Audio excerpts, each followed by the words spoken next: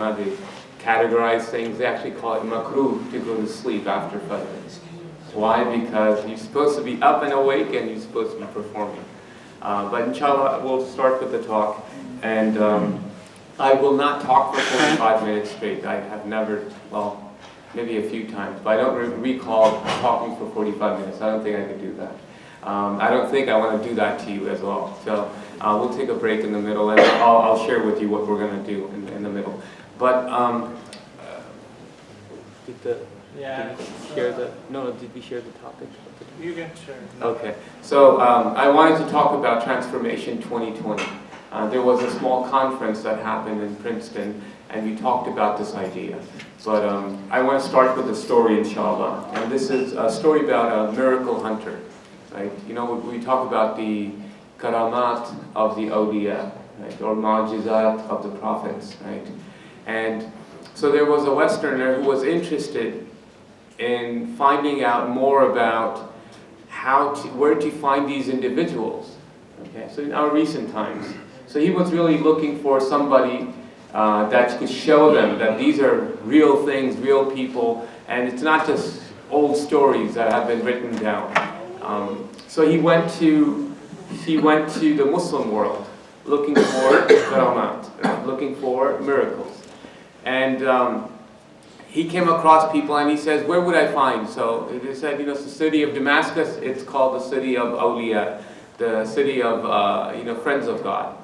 And so he went to a masjid, or he went to a place where he found a sheikh. And so he asked him, do you know anybody, can you perform these miracles?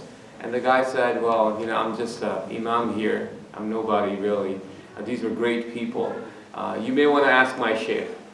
So the guy goes, okay, where's your sheikh? So he goes, well, he teaches over there in that jami', in that masjid, and you'll learn more about him. He's a great guy, mashallah. So he goes to his sheikh and he asks him, do you know about miracles and these people who used to walk on water, fly in the air, these type of things? And he goes, oh my God. He's like, yeah, we always read about them, and these were great people.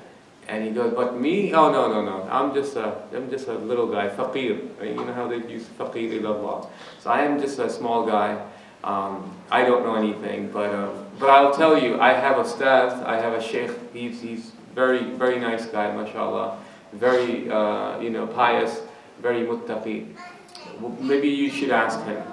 So he goes to another too. Everybody points to another person. He says, go ask him. I'm just a little guy. So he's like, what is this? I came to ask. Everybody seems to point me in another direction. So till he comes to a grand mufti or grand sheikh, and he's really renowned in his jami', in his big mosque. And so he asked him, I've been here for a long time, I've been asking, people been pointing to different directions, they can't tell me, is this real or is this just, fake stuff that people just talk about but never happens? So the sheikh goes, what type of stuff are you looking for? And he was mashallah, Sheikh Jalil, Sheikh Kabir.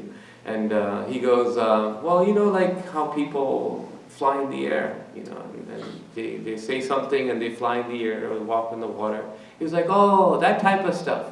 He was like, yes. He was like, oh, you came to the right place. Who told you about Damascus? He was like, yeah. He was like, don't worry about it. So you want to see it? He was like, yes, I'm very interested in this, recording it, and having a documentary of some sort, just making sure others also get to see it. So he was like, oh, no, not a problem, just a few miles, right? If you go on this shara, on this street, people come flying, all the time. And he's like, really? He's like, yes. He's like, well, what happens there? He's like, just a few miles if you just go straight down. There's Damascus International Airport. People are flying in and they're flying out. And it's happening at nighttime and during the day. Do you know that? And the guy goes, and he goes, but if you want to see a real miracle, it's not in flying, because everybody can do that. The real miracle is holding on to the path of God. The real miracle is to avoid haram, even if you like it.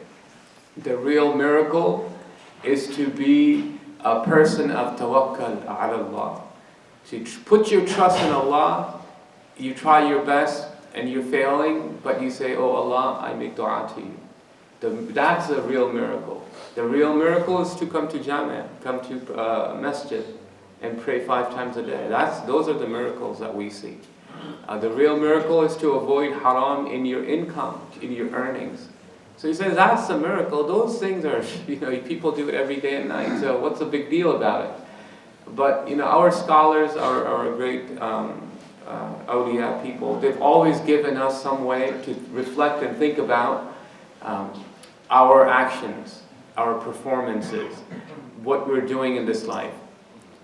There's a statement, right, that goes in this culture. And a mu'min always has a different outlook, right? You look at the same thing and you say, like for example, there's a story about 2 people, they went to this poor country. Okay, I won't mention the name. And very poor country, nothing there. And he went there, and like 2 people. So the first one, he calls back to the headquarters, and he says, I quit. And he goes, why? He's like, have you seen the conditions around here? And he goes, I don't know, but you're the guy, you're in charge of that region. And he goes, have you seen the conditions around here? People don't have enough to eat. They don't wear shoes around here. You're telling me to sell shoes to these people? They don't wear, they just walk around, they don't even have enough to eat. So he's, that's one phone call. And then the other guy, right, he calls in again, he's like, same company, same region, same supervisor, right? He calls in, he's like, send us boatloads of shoes. He goes, really? Well, what's happening there? He's like, oh my God, you should see, none of these people have shoes. I want to sell them all the shoes that I could find because they really need them, right? Perspective, outlook, right? One sees an opportunity, the other person is like, oh man, there's nothing going on here. So I want you to understand, as a believer, as Muslims, we all have this. Sometimes we need to be reminded. We see an opportunity in this life or in the hereafter, the opportunity of the hereafter through this life. The non-believer, right? They say YOLO, right? You only live once. That's a philosophy of their life, right? Capture is what they're all about. You only live once to do what? What does it mean? Enjoy, right? Make sure when you go out and party, you party, right? This is how you're going to live. Whatever you got, make sure, you have a good time, right? We say, yes, you only live once, so I'm going to do my best in this life, right? At the end of it, it's the deed, it's the actions. So here, there's a formula that I want to talk about. Are we up here? No, download. That's it. You can, no internet, I guess. You have You can just get it without the link. Google? So I want to give you a formula. It's called FRESH. Okay. And I've done this for about 15, 20 years. I started my career as a Nurul Iman school teacher. Right. That's where I started.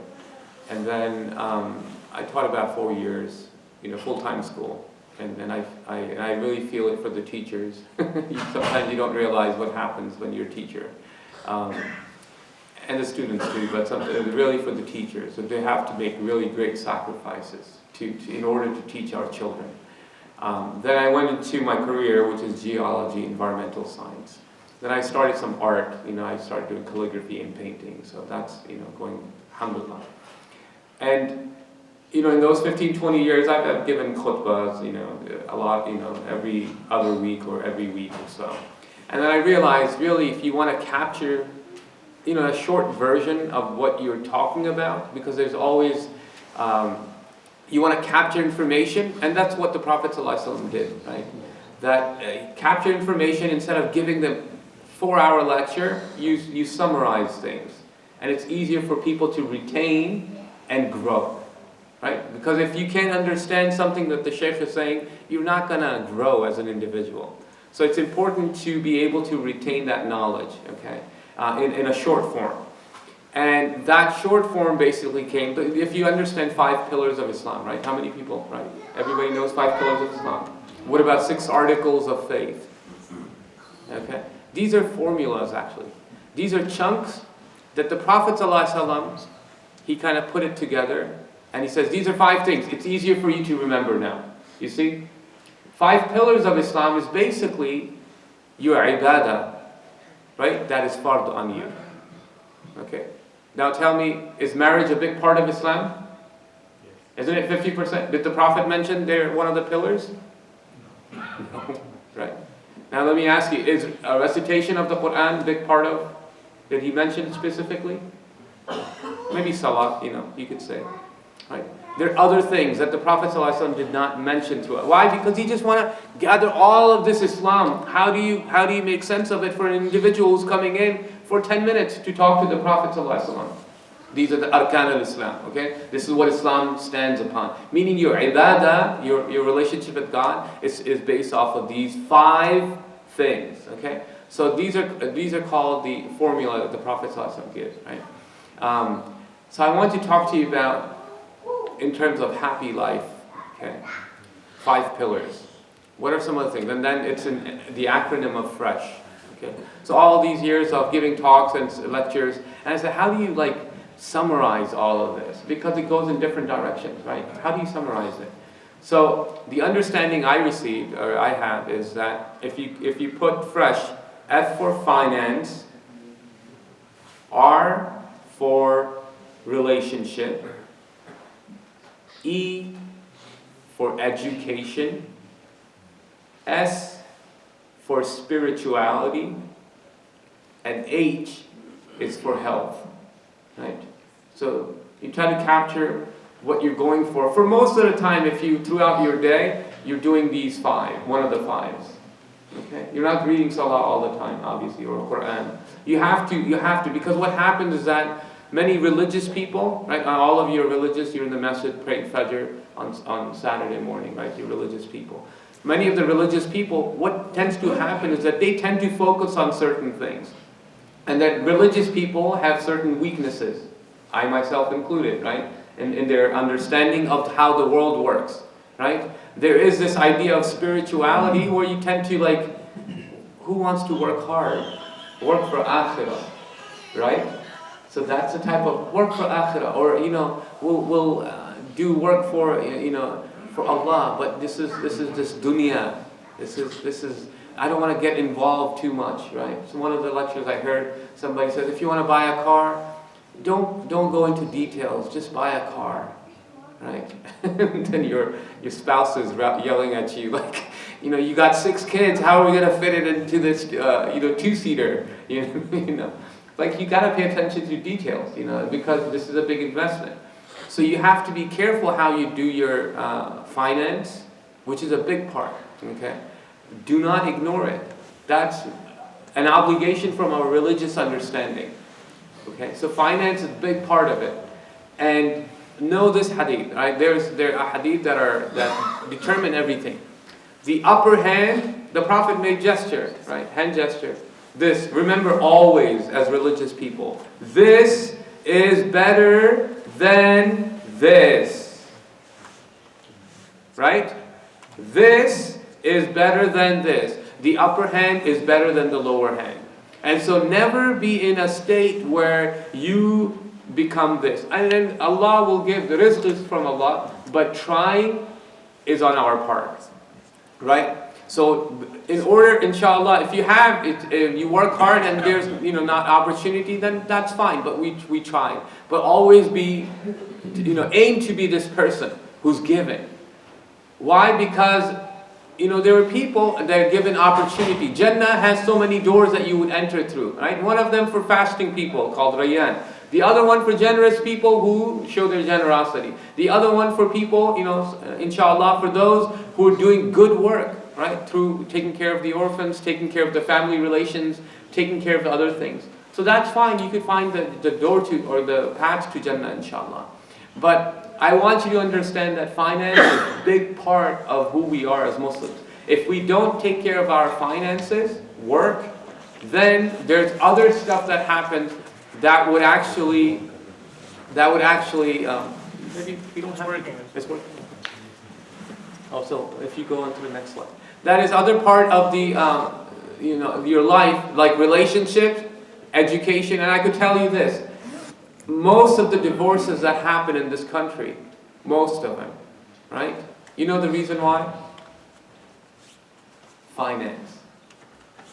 Don't think that if, so-and-so is a good Muslimah or a good Muslim, then this would never occur. This will occur because you're a human being. We're all human beings. And if the finances are tight, and it's expected it should be like this, but it's not, then it goes down the hill from here. So no, we're human beings. It doesn't matter. This is how Allah subhanahu wa ta'ala create people. They have psychology, they have standards, they have understanding how it should be, what's good and what's not good. And when they see people failing over and over, then they say, you know what, I quit. And that's what happens, with a lot of, materialistic world, and this is just how it goes, So finance is a big part of of being a Muslim. Do not neglect that. And this is